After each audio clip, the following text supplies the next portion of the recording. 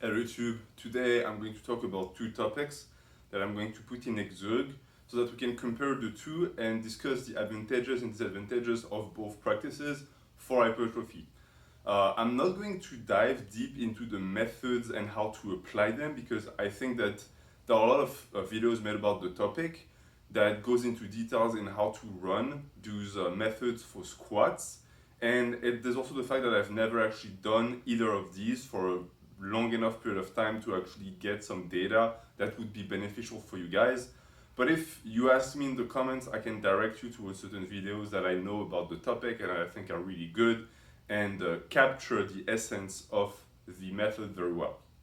So as far as doing a movement every day or doing a movement with a very high volume, the practice of doing knee flexions is very conducive to progress for multitudes of reasons.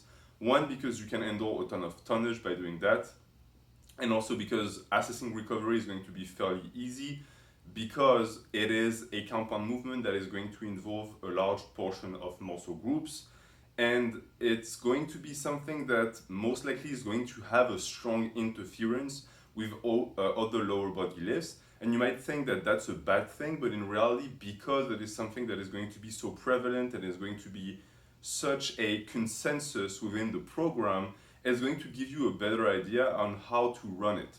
But again, remember, I'm not going to tell you how to implement that in the program.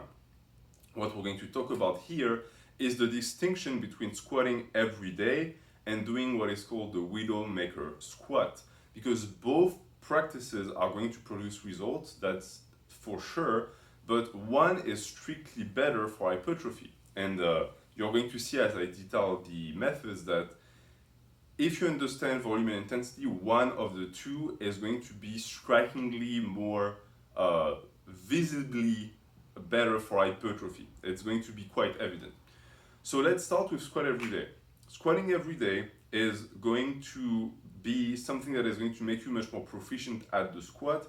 So it's going to hone in your technique. It's going to make you much more neurologically adapted to the movement, and you're going to make a lot of progress on the squat very fast on it. The way you do it is you squat every day, of course, and that entails that you're not going to be able to go super high volume unless you go low intensity. And even if you did that, you would run into some recovery issues. So the way that you're supposed to run it is medium to high intensity, varying throughout the week, meaning that you're not going to go to 100% every day. This is not Bulgarian light. This is not the Wisconsin method for the legs. This is something that is going to be relative to the intensity that you peak for the week. It's not going to be always top intensity. You cannot run it like this. Or if you do, it's going to have a different result. In a sense, if squat every day is here, then doing Bulgarian light with squats is here. So it's that much more on the far left on the spectrum of intensity and volume. So as far as the frequency goes, of course, it's every day. So you know that the volume portion, as I explained in the previous program review video about a rugby player that sent his program, you understand that this portion is going to have to be sacrificed for the intensity and the frequency to be as high, because frequency is maxed out. It's all the way up because it's every day. So the intensity has to be somewhere around here, where it's between top intensity and medium intensity, and the volume is going to have to be between medium intensity, medium volume and low volume. So that's the way to run it. For Widowmaker squats, you're going to usually do it once a week or once every 4 days, depending on the frequency you want to adapt, which is a relatively low frequency. So you have that value that's low, which is going to allow you to have higher values. Now, you might think that because you have low frequency, you can have high volume and high intensity. The thing is, I've always found with those balances and those correlations, that volume tends to be a very jealous mistress, meaning that if you have high volume, it is going to trump your ability to do high intensity and high frequency. So in this case, because it's going to be super high volume, even though the frequency is low, it's not even moderate, it's low. The intensity itself is going to be moderate. you're not going to be doing the Widowmaker squat with 85%, because it's not going to be something that you're going to be able to use for the amount of reps that is going to be relevant to that type of practice. Because the Widowmaker squat is 20 reps and more.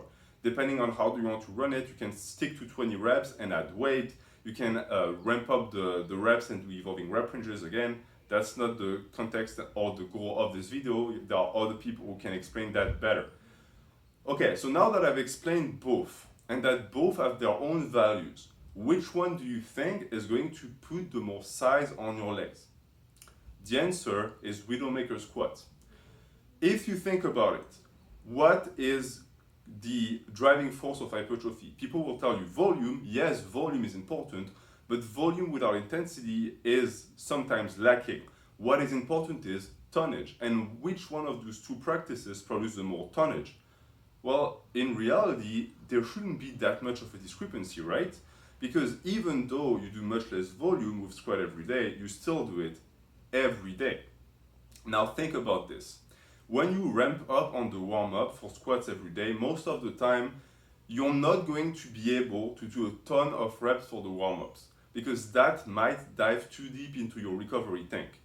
Because the practice is skewed towards intensity, you're going to have a tendency to do warm-up sets with lower rep ranges, sometimes even just one, from what I've seen people do.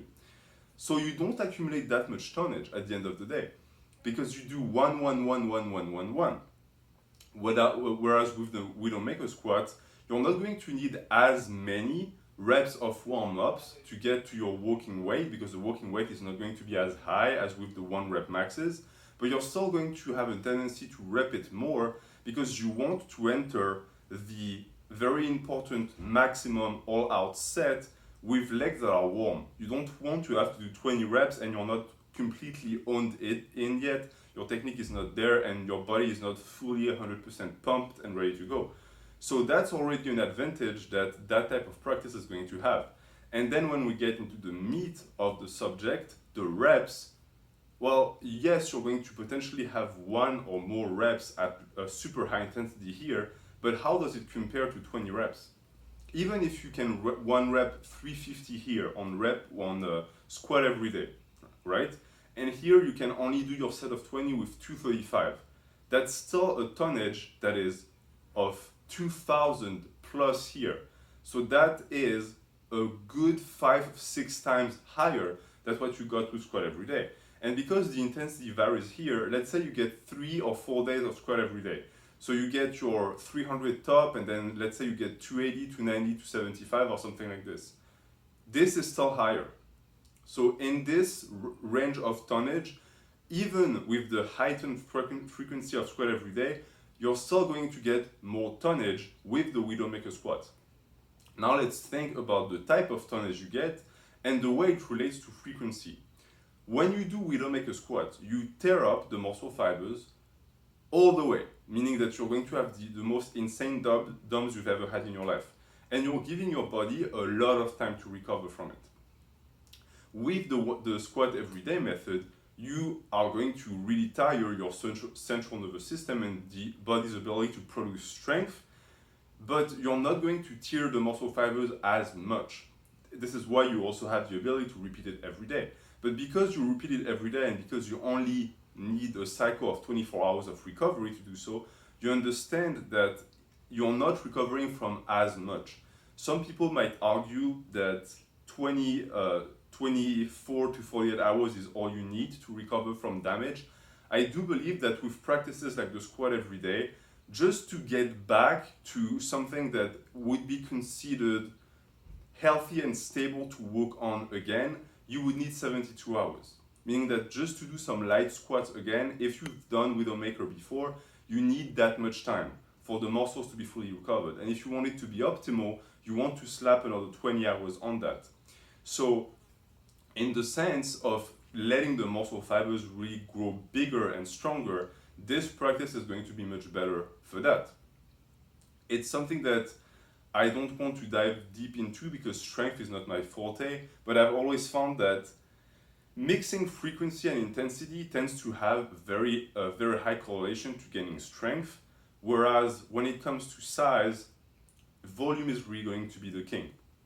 Of course, your weight selection is going to matter a ton, but because the Widowmaker squat is going to keep you in an intensity window that is going to be relevant, it doesn't really matter. The volume you're going to get is going to be quality. Of course, if you cheat and you just betray yourself and you don't put the weight on the bar, that's actually challenging, that's a different story. Something that I don't hear a lot about the Widowmaker too is that it has an artificial way to force you to get very high intensity reps, even if you normally wouldn't have the ability to do so, and even though the weight you selected at the start shouldn't be able to get you that high. The reason why is because the squat is probably one of the only lifts that you can fully rest with at the top without damaging your ability to rep and even to recover from the next rep, meaning that anyone who's done that knows that when you do heavy squats for high reps, when you rest at the top with the bar, it's awful because your breath is ragged, you just want to re-rack that bar, the legs burn. But if you can get through that and rest with the bar, you're going to feel like you've recovered enough to get another 1 or 2 reps and follow up like this. The only lift that compares, in my opinion, is the overhead press, but that's it. If you do that with a deadlift, I mean, it's not the same. You can wait with the bar locked at the top as much as you want. It's not going to really give you the ability to get another 4 rep in. So this is also why the Widowmaker is going to be so much better for hypertrophy for the legs. So now that I've said that, I want to go back and also say that everything I said about the squat everyday method, if you want to do Bulgarian light for the squat, that's that, but even more extreme in a sense, meaning that you're going to get better strength gains, but your hypertrophy gains are going to be even lessened because the control of the intensity is going to be basically non-existent because you're supposed to go all out all the time. But there's a video in the program review about that where I discuss why the Wisconsin method is not that great for hypertrophy. So I would tell you that if you want to apply that type of method for the knee flexion, that is the squat, to gain size, to stick with the Widowmaker, and if you want strength, to stick with the squat every day. Of course, you don't need to do these things if you want bigger legs, because in my opinion, bigger quads, unless you really have long femurs and you're super tall, getting bigger legs and quads in general is probably the #1 thing that is the most attainable for most natural lifters. So that's going to be that for this video. It's going to be time-stamped. Let me know in the comments if you have any questions about what I discussed, about certain details that you might not have understood. Thank you and have a good day.